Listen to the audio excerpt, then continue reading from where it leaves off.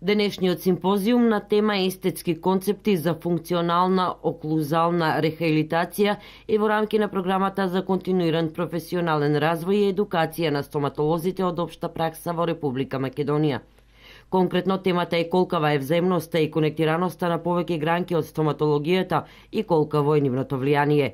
Пред се проблематиката на функционалноста на жвакалниот апарат и проблематиката на естетиката, кои денес се прилично застапени во светот па и кај нас. Предавачи поканивме од Романија, кои работат и презентира некои современи методи за диагностицирање на функционална проблематика со дигитална компјутеризација или дигитално камерно снимање и пренесување на функционалните проблеми компјутерски. Преку презентациите присутните беа запознати со примената на чекорите во решавањето на естетиката кај пациенти со слична проблематика, претежно за стоматолозите кои во пракса се соочуваат со пациенти со токму таква проблематика. Ја мислам дека и нема пациенти без таква проблематика. Функционалното пореметување во оклузалниот, во жвакалниот апарат е многу честа појава, имајќи го предвид тоа што и кај нас во нашата република некако оралното здравје не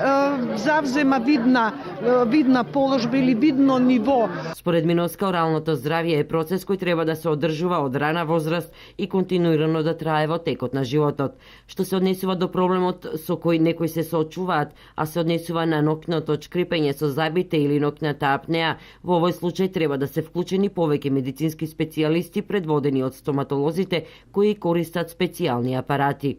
Procentele de a meliorare a situațiilor clinice corect диагностикате и индикате спре тратамент. Секако доколку претходно е добро диагностицирана ова проблематика и имаме добри насоки за третман и незиното решавање.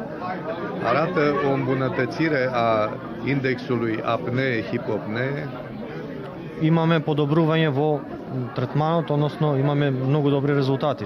A indexului de saturație cu oxigen a sângelui. Секако тука е битен индексот за задоволување на кислородот во крвта. Секако и битен е и воздухот кој што го дишеме. În procente de 65-70%. Помеѓу 65 и 70% од овие проблематики. Asemănătoare cu procentele care atestă eficiența SIPAP-ului.